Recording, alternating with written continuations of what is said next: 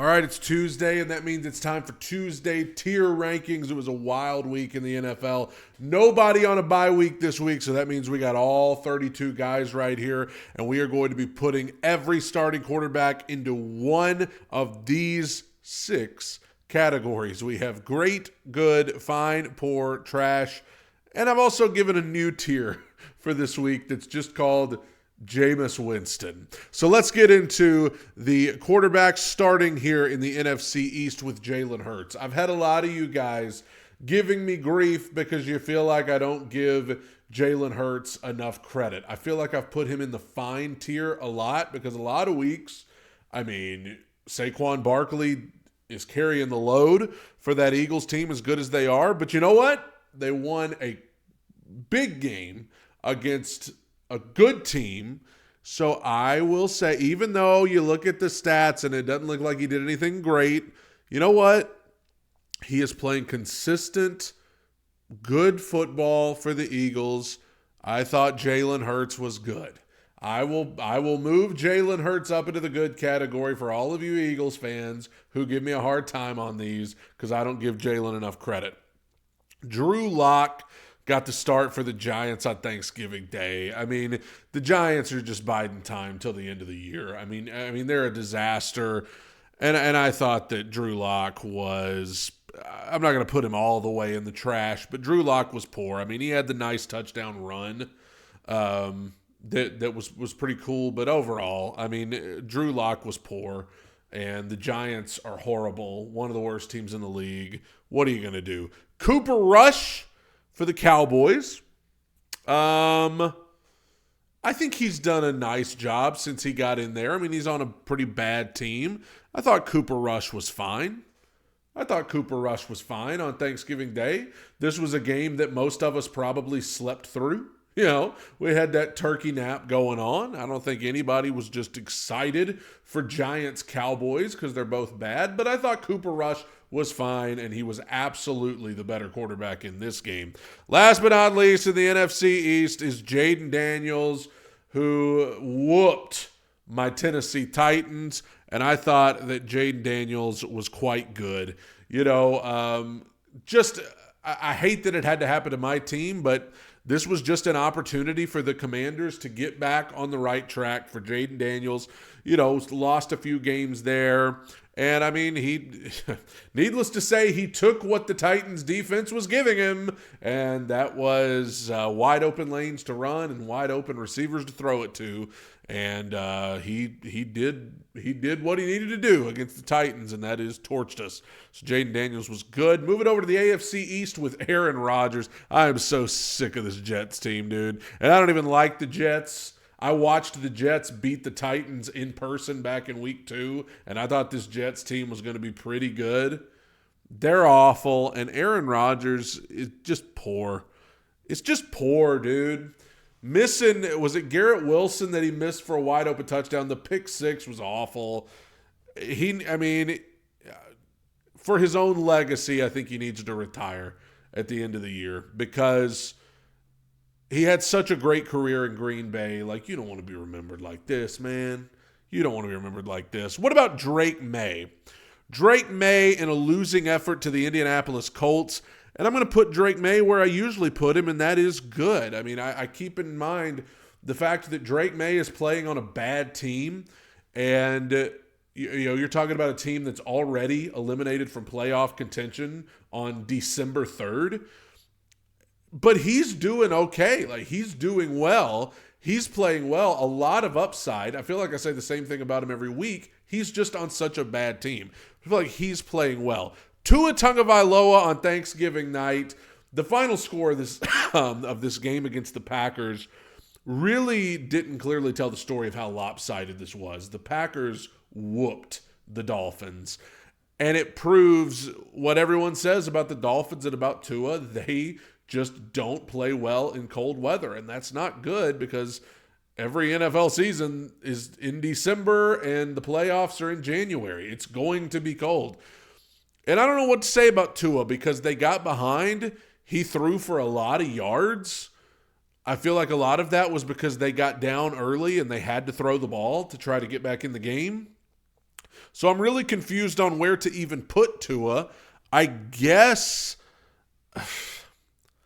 I would hate to put him in fine because he just threw for so many. I think he had 365 yards passing, but like they got whooped. And I think I'm just going to put him in fine. And I hate to do that because I like Tua, and I don't think he was the main reason why they lost. But when you have those accusations of this dude can't play well in cold weather, and then you come out and you get whooped like that, and they look so uncomfortable out there.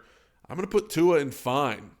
Josh Allen. Look at the picture of Josh Allen. That'll tell you the difference between the Bills and the Dolphins right there. Josh Allen's making snow angels in the snow, and Tua and their coach there in Miami are shivering. I am going to say, this was it was a snow game. I guess I'll say Allen was good. It was in the snow. The play where I think it was Cooper lateraled it to him and he ran it. That was sweet. And the Bills, they whooped the 49ers in the snow. Bet it was a lot of fun for the Bills, at least in the snow, to play that way. Josh Allen's numbers would not blow you away from Sunday, but the weather played a role. Josh Allen, I thought, was good. Geno Smith. Dang it, this guy, he's got the clutch gene, man. No pun intended, the clutch gene. That has to be a headline in a newspaper in Seattle somewhere. The clutch gene. I got to say Geno was good. Again, Geno's been good a lot. And the Seahawks, seem poised to win that division. The 49ers are awful. The Cardinals have gone back to their losing ways. I guess their biggest threat at this point would be the Rams. But the Seahawks, Geno's winning. He's winning there. Kyler Murray. I mentioned the Arizona Cardinals there. Kyler Murray, man, this has been the most Arizona Cardinals season ever. They went on a run. It was like, are the Cardinals turning the corner? And then they come back from their bye. They lose 2 straight. I feel like Kyler's just been underwhelming since they came back from the bye. I'm going to put him in fine. It's just like, I don't know, man. It's like, why can't you get Marvin Harrison the ball? You drafted him number 4 overall, and some of that's on play calling, obviously, but like, get your guy the ball. It drives me nuts. And I also feel like Kyler, because he's so athletic and he's so fast, I feel like he just tries to do too much, and he holds on to the ball too long. Had a bad interception. Brock Purdy. This was in the snow. Clearly, San Francisco's not going to be too good in the snow, but I got to put Brock in the trash this week. I got to say Brock Purdy was trash. I know, snow, whatever. But, bro, you was in the Super Bowl last year, and you went out there and you couldn't even get 100 yards. I know it's the snow, but with all the talent you got out there, and now McCaffrey's done, the 49ers are toast. Matt Stafford. One of the more under-the-radar games of the day was Rams-Saints. I thought that Stafford, I will say, was fine. Nothing that would blow you away, but I think the Rams are definitely staying afloat, and I think Stafford is helping them stay afloat. He's been very good this year, and I thought against the Saints on Sunday he was fine, and that was good enough to win. Bo Nix on Monday Night Football last night. Obviously, he had the throw to Mims for the touchdown, 90-something yarder. People are going to say that was Mims. It was all Mims did all the work. That was a heck of a throw by Bo Nix between 3 defenders to get the ball to him. And I think Bo has just been good. Bo has been so good this season, and I didn't see it coming. I just didn't see him progressing this fast. But Bo Nix he's been so good, and he was good on Sunday night. Had a couple of turnovers, but they're winning. And I didn't see that. I thought the Broncos were going to be quite bad. I can't believe they're poised to go to the playoffs. Good for Bo. Justin Herbert in a win over the Falcons. Herbert was fine. Justin Herbert was fine. It was enough to win. Nothing crazy. Nothing just that'll light the world on fire. But What can you say? They went in there on the road and they got to win, and they're, 8-4? I mean, easily going to make the playoffs. So, all right, fine. Justin Herbert's been fine a few times on this list, and I think in every one of those games they won. Aiden O'Connell with the Raiders. Now this, some of you might think this is ridiculous, but you know what, doggone it. For this week, I thought Aiden O'Connell was great. I know they lost, and I know the Raiders are terrible, but that's why I think Aiden O'Connell was great this week. But terrible team at Arrowhead against the Chiefs, and this dude only threw 2 incomplete passes, was carving up this Chiefs defense and was leading the Raiders down there to try to win the game, and then some stupid bad snap that he wasn't ready for. I thought Aiden O'Connell was great for the Raiders. Now, I don't think he's going to be consistently great. At the end of the day, I think Aiden O'Connell's a backup quarterback. But for this week, I thought Aiden O'Connell put on one of the best performances of the week, quarterback-wise. And he deserved to win. He deserved to win this game. But he's on a bad team. Patrick Mahomes, I mean, gosh. I don't know what to tell you about Patrick Mahomes. The only reason we still talk about Mahomes the way we do is because of what he's done in previous seasons. We are viewing Mahomes through the lens of 2023, 2022, 2021, 2020, 2019. We're looking at those seasons when we judge Mahomes, because if we were just judging him based on this without any prior knowledge, he would kind of just be a guy. Let's be honest. If we were just judging Mahomes by this season alone, he's just kind of a guy. But they're winning. I don't know. I thought Mahomes, I'm just going to say he was fine. Mahomes was fine. Like, he's probably going to go on a run in the playoffs, and they're probably going to beat everybody, but whatever. He was fine. Caleb Williams, oh my gosh. Should I just pause for 30 seconds and watch the 30 seconds run off before I talk about Caleb? I'm sorry, Bears fans. I had to make that joke. Here's the deal. I thought that Caleb Williams was good. But that sequence at the end of the game, obviously the number one person to blame is Matt Eberflus. And he's paid the price because he's been fired. But you cannot let Caleb Williams off the hook for that either. I understand you're a rookie, but you can't just stand there and look at the defense and tap your helmet and lift your leg up and put your hand on your towel and wipe your hand off and then look around. Bro, you got a timeout. Like, I understand. Rookie, obviously Josh Allen wouldn't do that. Obviously Peyton Manning wouldn't do that. Veterans in the league, obviously Brady wouldn't have. Mahomes wouldn't do that. I know Caleb's a rookie, but my goodness. I mean, it was like he was trying to run the clock out. So Caleb Williams deserves some blame. Maybe not as much as Eberflus, but he deserves some blame for how that went at the end. At least some. But overall, he was good, especially in the second half. Sam Darnold. I'm going to say Darnold was good as well. I mean, listen, what a story. What a story this Sam Darnold is, you know. He comes in, everybody thinks it's going to be a wasted year for the Vikings, and now what, they're 10-2? I mean, he's just playing at such a high level for them. And we'll see how it goes in January, but Sam Darnold, I just don't know what more you could have asked from him this year if you're Minnesota. Jared Goff for the Lions. I mean, the Lions looked human in this game. This is the first time, because the Lions had been whooping everybody, right? I mean, the Lions had been killing people, and the Lions actually looked kind of human. I'm going to say Jared Goff.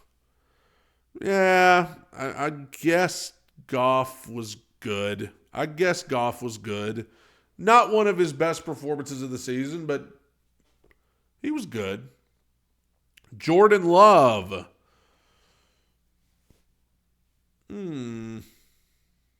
Yeah, Jordan Love was good too. Jordan Love was good. I thought that, they got out to a big lead, and he's playing.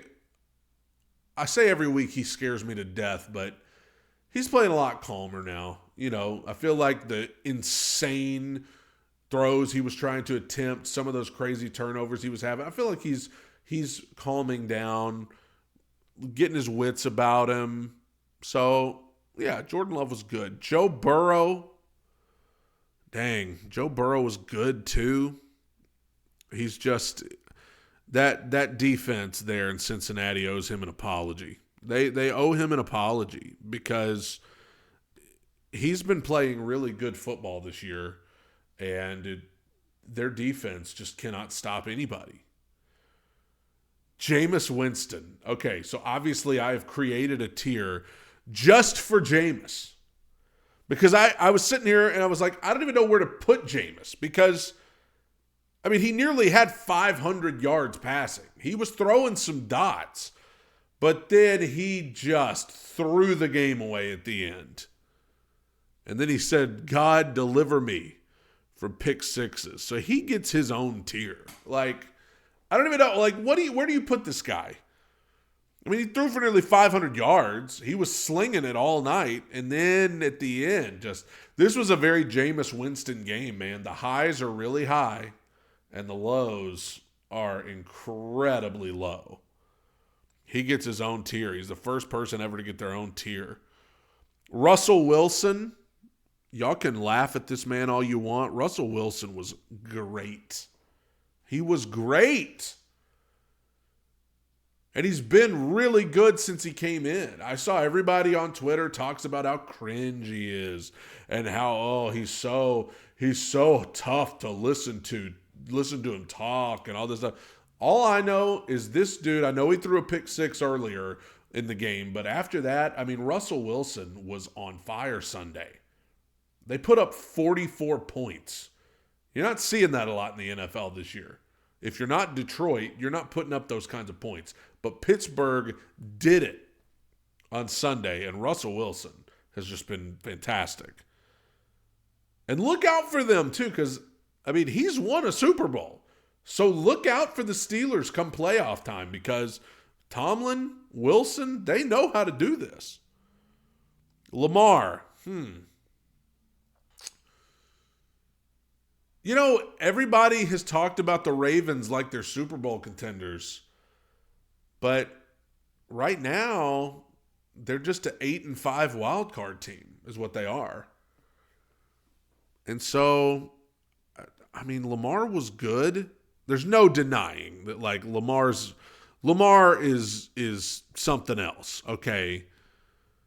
But I'm telling you, as we get closer to January, I talked about those accusations people have about the Dolphins and cold weather. You can see the Ravens' playoff meltdown coming from a mile away, man. Baker Mayfield. Baker, I got to say, was good. Let him down there in overtime. Close game against a game Carolina Panthers team. Thought Baker was good, and he wasn't the only one. I thought Bryce was good. Bryce Young playing some really good football right now, and I like to see that because I like Bryce Young. And I'm glad to see Bryce Young has come along the way that he has since he got benched and came back. He didn't get hurt. He got benched. And since he came back, I was wrong. When he got benched, I said there's no going back from this. He's done in Carolina. But you know what? I think at this point you have to go with Bryce Young next year. I think he's been just really good. He did his part. He had him driving down there in overtime, and their guy lost the ball. Derek Carr, good grief. Fine. Derek Carr was fine. It's like, what do you got with Derek Carr? It's like, this is what you're going to get. He was aight. Kirk Cousins, welcome to the trash. $180 million for you to throw 4 interceptions, and 2 of those interceptions were just absolutely unacceptable. Just absolutely unacceptable. The one, first of all, the pick 6. What are you even seeing here, bro? But the worst one of all was the 3rd and goal throw up into the end zone into quadruple coverage for the easiest interception of all time. What are you doing? What are you doing? They paid you $180 million. What is happening here? Anthony Richardson, I mean, I'm just still not blown away by this guy. They're winning. I think Shane Steichen's a good coach, and I think the Colts, they're fighting, and they got grit. But I just think Richardson's fine. Like, I just don't understand. All the people that are like, oh, Richardson, yes, he's. I just don't see. He just screams backup quarterback to me. Just screams backup quarterback. I think of the year 2 quarterbacks, he is absolutely the worst one right now. I know his team's winning. Good for him. But absolutely Will Levis is playing better than Anthony Richardson right now. He's on a worse coach team and a worse team. But he's absolutely playing better than Anthony Richardson. C.J. Stroud has regressed, but he's still playing better than Anthony Richardson. Bryce Young, absolutely playing better than Anthony Richardson. Bo Nix, new guy, playing better than Richardson. Jaden Daniels, Caleb Williams, all of these guys playing better than him. Mac Jones. You know what? I thought Mac was good. I mean, he came in and Trevor Lawrence got taken out with a dirty hit, and then Jones comes in and he had him there. I mean, Mac Jones had them in a position to potentially win the game at the end. Got him back in it. I thought Mac Jones was good. Now, he did miss that one deep ball, but C.J. Stroud, I mean, if I'm going to put Mac Jones into good, I feel like I've got to put Stroud, but man, it's just like... Just the regression is so obvious. It's so like clear that he is not hitting passes that he would have last year. And I mean, they're going to win the AFC South, but whoop-de-doo. I mean, maybe the worst division in the AFC East is the worst division, but I mean, God, I'm tempted to move him down to fine. Because it's like, what did he do Sunday that was like, whoa? Would anybody walk away from this and say, C.J. Stroud played well? Or would they just say he was fine? I'm moving him down to fine. I'm going to keep Mac Jones at good just because of the situation he was in. Backup quarterback on a bad team coming in and, but Stroud's just lost his touch to me. And last but not least, Will Levis. Bad day for the Titans, but Will Levis was the biggest bright spot they had, and I thought Will Levis was good. I know if you just look at the box score and see his completion percentage and his, how many attempts he had versus completions, you'd be like, what in the world? But a lot of drop passes, 5, I think I counted. Made some unbelievable plays at times.